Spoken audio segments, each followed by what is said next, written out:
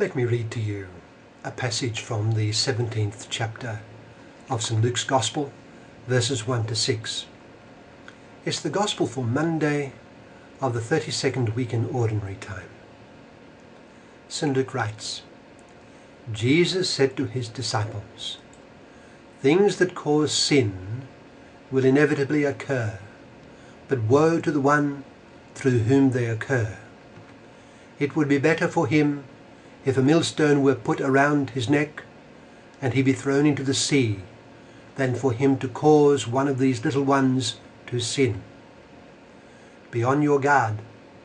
If your brother sins, rebuke him, and if he repents, forgive him. And if he wrongs you 7 times in one day, and returns to you 7 times saying, 'I am sorry,' you should forgive him." And the apostles said to the Lord, "Increase our faith." The Lord replied, "If you have faith the size of a mustard seed, you would say to this mulberry tree, 'Be uprooted and planted in the sea,' and it would obey you."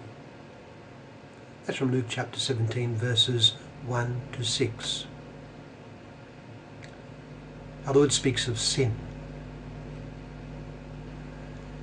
You know, having arrived on the island of St. Helena, Napoleon Bonaparte spent the remaining 6 years of his life as a bored and deluded captive. He demanded to be addressed as emperor, refusing to accept any communication addressed to General Bonaparte. He imposed a rigid court etiquette on his French entourage. He later spent each day in his zinc-lined bath, refreshed with hot water to relieve the agonies of stomach cancer, from which he died in May of 1821. Bored to the limit, he played the martyr and attempted to foster the myth of an emperor wronged by a petty English bureaucrat. What did Bonaparte regard as his life's achievement? Whatever it was, it had little to do with pleasing God. Sin loomed scarcely at all for the grand man, for whom the worst calamity was not sin but his temporal misfortune. 38 years later, in a tiny village of France, the country Bonaparte had masterfully dominated, lay a 73-year-old dying parish priest. The priest had a European reputation, but of a very different kind from that of the emperor who had caused so many deaths because of his ambition. That priest was the famed Curé of Ars, Jean Vianney. One of his intimates present at his bedside doubted that the curé had ever committed a deliberate venial sin. 16 years later, away in England, a particularly close friend of Blessed John Henry Newman had just died near Birmingham. His name was Father Ambrose St. John, Newman's fellow Oratorian and a convert to the Catholic faith like himself.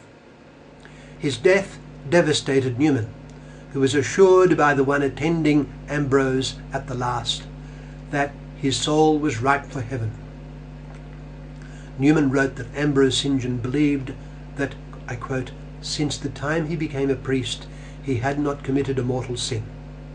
The point here is that while sin mattered little to the one, it mattered enormously to the 2 others. Sin is scarcely a fact for secular man, of which Bonaparte was a notable specimen. Napoleon accepted that there was a God of sorts, but his God did not matter or count. What mattered was making the best of this world, and he was the judge of what was best. By contrast, God was everything to St. John Vianney and to Father Ambrose St. John, and sin was the worst of calamities, to be resisted tooth and nail to the end. Inasmuch as the universe proceeds in its history and development according to its own vast array of laws, one might make a case for saying that most things that happen occur by necessity or by good or bad luck. I can see how this could be argued because much that happens is the result of the playing out of the laws of the world, and these laws are of various kinds and operate at various levels. But one great fact puts paid to this sweeping scheme of necessity and luck, and that is free choice. Man knows that he possesses the gift of free choice and has the responsibility that accompanies this.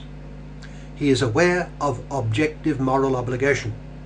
He is obliged to do certain things, things that are good, and he is obliged to avoid other things, things that are bad. He is morally obligated, and yet he is free to contravene his moral obligations. He can sin. Man, the man with a lively and properly functioning conscience, knows that he sins. Sin is the one thing that every man and woman whose conscience is alive knows must be avoided. His distinctive gift, the gift of freedom, must be exercised constantly in avoiding sin, not just in acquiring possessions, status and power. True greatness will be attained not merely in dominating the world around him, but in avoiding sin. The principal goal of life is to please God and to avoid displeasing him. The more complete the attainment of this particular goal, the greater the person becomes precisely as a person. Other goals may be attained, but if this goal is neglected, let alone completely lost, then all is as nothing in ultimate terms. So it is that Jesus Christ in our gospel today refers to the calamity of sin and leading others into sin. As we heard, Jesus said to his disciples, "Things that cause sin will inevitably occur, but woe to the one through whom they occur.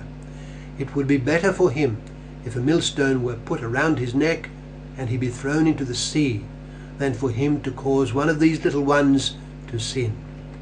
Be on your guard." Luke chapter 17, verse 1 to 6. When Christ stood before the highest persons of the nation, the Sanhedrin and the high priest, their rank as such meant little to him.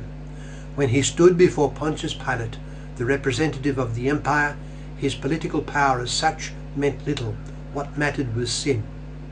That is why he said, "The ones who handed me over have the greater guilt." There comes a point in every person's brief life when one thing just has to happen.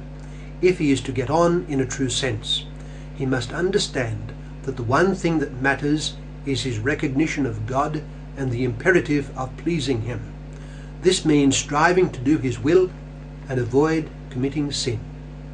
Sin being none other than displeasing God by doing what is evil in God's sight.